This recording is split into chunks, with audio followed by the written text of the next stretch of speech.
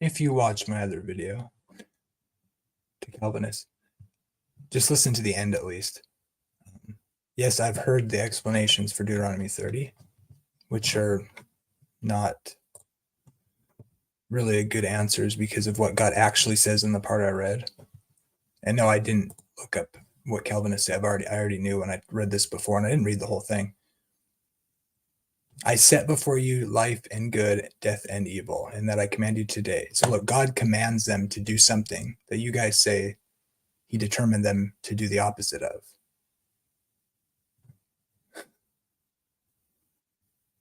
So that you may live.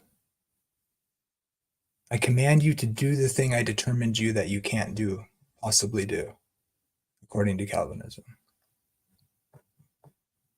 If you don't see what a problem that is, I don't know what to say. Because obviously, like, if you are reading this from a secular point of view, and it's like, is the writer of the text suggesting it would be a deception? God would be deceiving them, lying, straight up lying. If he was saying, I want you to do this, don't say you can't do it. Don't say that, right? But then if you keep reading, it's like you get the blessings, and then you have Moses take this book of the law, and then Moses, like, God says it to Moses, and then Moses says it. That he, like, God's like saying, I know they're not going to obey. And like, you know, the generation with Joshua and all that. So you go, well, see, God said, he declares they're not going to obey. So it's like, how would they obey if God says they're not going to? They can't obey. And this is where it's like I've described before. Like when God says he's going to destroy Nineveh and then he doesn't do it. It's because it's a real thing. The prediction is not necessitating. And see, God's knowledge isn't what necessitates, right? Because you guys don't like it when we say that you say that. Is God seeing what they're going to do, or is it the fact that he's saying it, forcing them to do it? So you do believe that God's knowledge is causative, lest he not be God or sovereign, right? So you are saying that. But okay, if you're not going to accept that God, what God actually said there, like, don't say you can't do it, you can do it, which proves libertarian free will, by the way, or God is lying. So you can't say, well, God says they can't do it, they're not going to do it. So if they were able to do it, then they did, then God would have been wrong, and God can't be wrong. Yes, sure, I agree. It was true that they weren't going to do it, but not by necessity. That's the modal fallacy. Okay. So notice this. If you keep reading, and God pronounces, again, a prediction. Here's where Moses predicts that and this is next to Colossians 2, the handwriting of ordinances that was against us, a witness against them.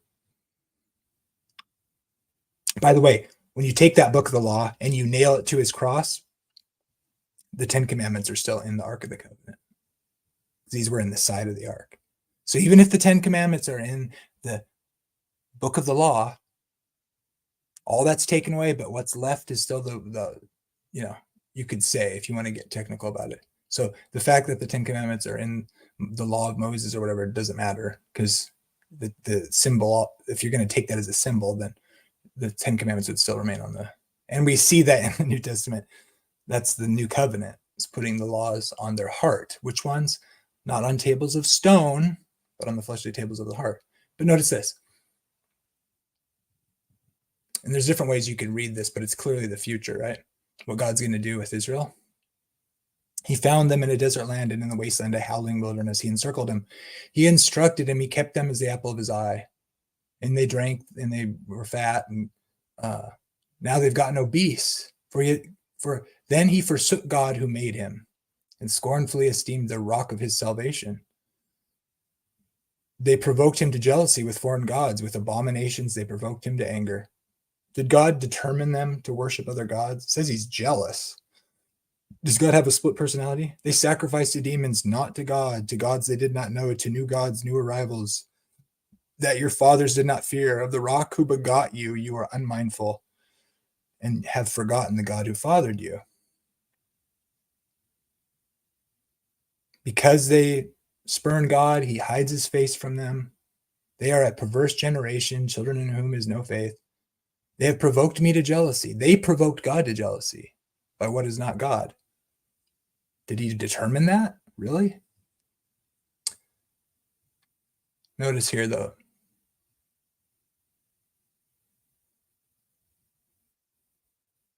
See, did I miss it already? Or does it say that? I think I passed it.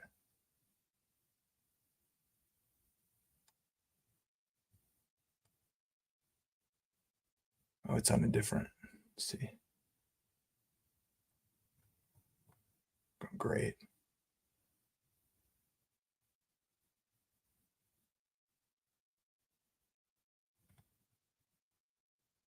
Okay.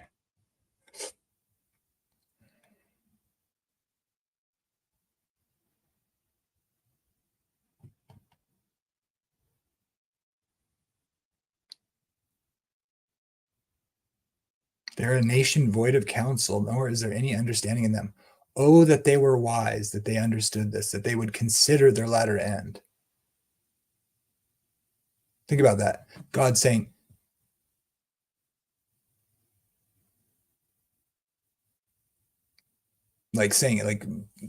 musing about how it would be good for them to consider their latter end.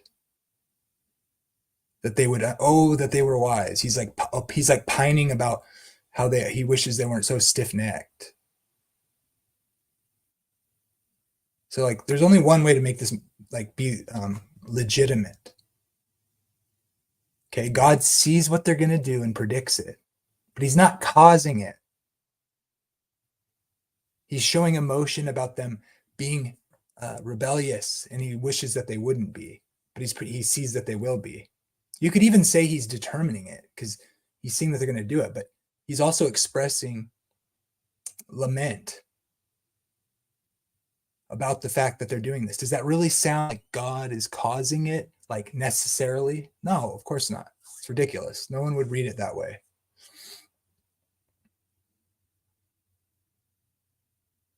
I mean, I think there's a sense where you can say God's determining everything, but not, it's because of what they're doing that he's working it out. He's not grooming them to disobey. He tells them not to say that that's the case. I mean, you could say it that way. This is why this is a powerful thing. You just can't see it if you don't want to see it, I guess. But it's just undeniable. Again, we can make the fact that he predicts it make sense. That's what prophecy is. God sees what they're going to do, and he says it beforehand. But he also often expresses lament over it. Is that false? It's just like with Jesus. Look, he says, they will not come from me so that they would have life. In other words, if they would come to me, they would get life. And he's showing emotion over it. He's weeping over it. But you guys figured it out. He's really just not giving them what they need. Well, that's true, I suppose, like theoretically. But are you going to like take the narrative as being legit? Or are you going to put something on top of it? And then literally say stuff like, I know God says he wants them to obey, but really they can't obey by necessity of being totally depraved. And then he literally claims that they're able to, and don't you dare say you can't. That's not possible for you to do this, because you would be saying a falsehood. So God's accusing them of a falsehood, and then you're telling us that he's warning them to not speak falsely about their ability to obey, right? And he's like, in very specific ways, he's like saying, don't say this. Don't say it because you're going to say, who will do this for us? We can't do it. Don't do that. It's not true. It's near to you. You can do this. And it's an option. I'm setting before you life and death. I want you to choose life. He's pleading with them to obey. He's telling them, do not say you cannot. He's like saying, do not say you're totally depraved and that you're unable. I'm telling you, you can, and I want you to. This is like literally God speaking to his people. Don't you dare invent total depravity and say you cannot obey. Don't you dare take Paul's quoting saying not one is righteous. No, not one. They're totally depraved. And then literally in multiple places, it says certain people were righteous by faith is what you would deduce from that because they trusted God. So you over apply this one verse from Paul quoting it, which has a very particular application in the context. To say otherwise is defies all the other texts all over the place that call people righteous some other way. You're totally over using that verse. And then, I mean, come on, man. Stop and just think about what you're saying. Read this chapter slowly. You're like literally disobeying what the text says and making God guilty of what you're actually guilty of, which is saying you're falling in the trap of what God is telling them not to do. That's what total depravity is. I mean, by that I mean original guilt, where you're unable to obey by birth. It couldn't be any other way. And in fact, God made it so you absolutely couldn't do it any other way. It's not what God is saying. He's literally saying, don't you do that.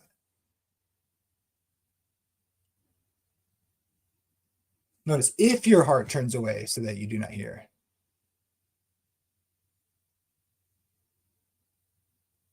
It's just like with Cain and Abel. God comes down. He's like, look, you didn't do what I said. You didn't do what I wanted you to do, which was bring the firstling of your flock for a sacrifice. Because it's a type of Jesus later. So you got to do this the right way so people understand what's going on here with what I'm working out in the plan of salvation. I need you to do the sacrifice how I said. And then he didn't do it, and he was all mad about it because God didn't accept his sacrifice and he accepted Abel's. And then God's like, look, man, I know you're pissed, but you didn't do what I said. If you do what I said, you'll be fine. I'll accept you. Sin crouches at your door. Well, God knew that he was going to kill his brother. Yeah, so what's the point? Why even come down and say anything? Was he like trolling him? Or was he saying, dude, don't kill your brother, man?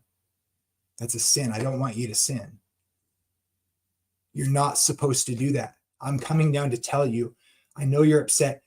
Don't do the thing that's bad. That's what the text is saying. Don't change what the text says because of your philosophy.